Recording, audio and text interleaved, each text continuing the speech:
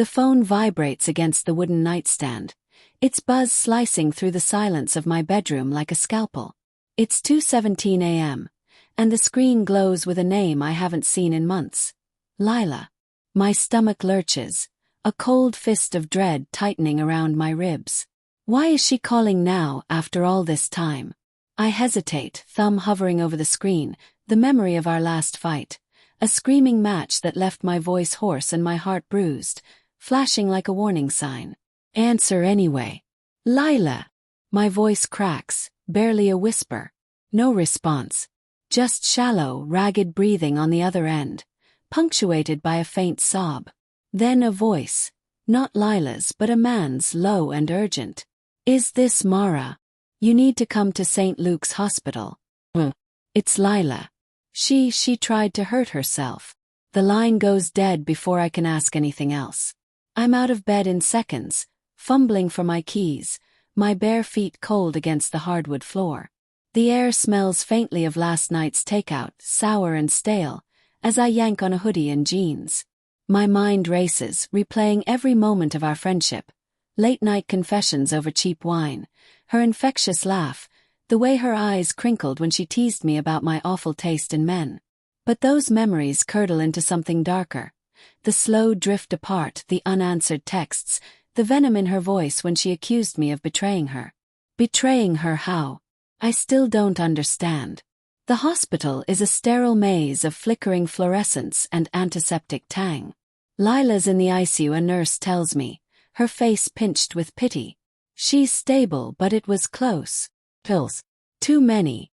My knees buckle, and I grip the counter to stay upright. Pills. Lila, who always seemed so unbreakable, who danced through life like it was her stage. How could she? And why am I here, the one she hasn't spoken to in 6 months? Her brother, Ethan, is in the waiting room. His face haggard, eyes red-rimmed. He looks up, and his expression shifts from grief to something sharper, anger. This is your fault, Mara, he spits, his voice low but cutting. She told me everything. How you went behind her back. How you ruined her. I freeze, my pulse hammering in my ears. What are you talking about? I haven't even seen her since. Since you slept with Caleb, he snaps, stepping closer. The name hits me like a slap. Caleb. Lila's fiancé. The man she was supposed to marry next month. My mind scrambles, grasping for sense. I never touched Caleb, I say, my voice trembling. I would never do that to her. Ethan's laugh is bitter, a jagged sound that echoes off the tiled walls. She found the texts, Mara. On his phone. You and him planning to meet up. Don't lie to me. The room spins. Texts. I rack my brain, my thoughts a tangle of panic and disbelief. Caleb and I were friends, close sure but never like that. We'd grab coffee sometimes, talk about Lila, about his proposal plans. He was charming, funny, but I drew a line. Didn't I? Doubt creeps in, slimy and insidious. There was that one night months ago at a bar. Lila was out of town and Caleb and I stayed out late, laughing maybe a little too close. But nothing happened. Or did it? My memory of that night is fuzzy, blurred by tequila and exhaustion. I sink into a chair, my hands shaking. Ethan, I swear I didn't. Save it. He cuts me off. She saw the messages.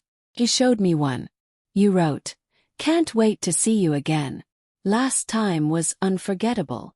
What am I supposed to think? My mouth goes dry. I don't remember writing that.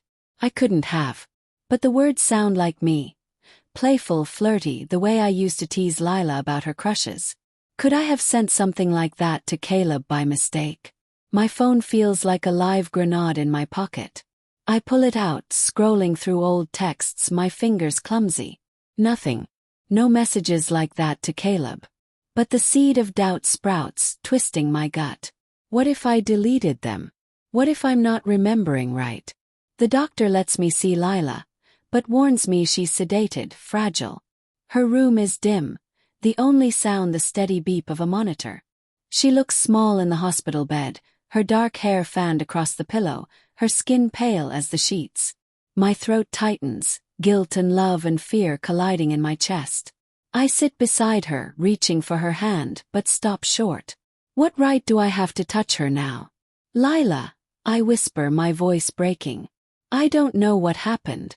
I don't know what you think I did. But I'm so sorry. Her eyes flutter open, hazy and unfocused. For a moment I think she doesn't see me. Then her lips part, and her voice is a faint rasp.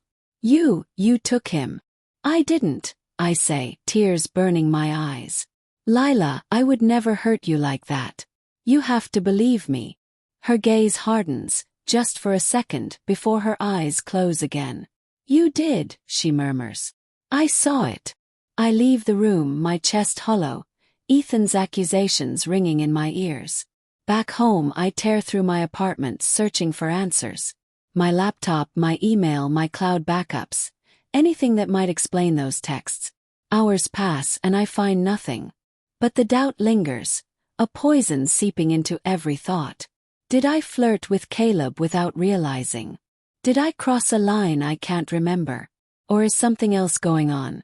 Then I find it, buried in a folder of deleted emails.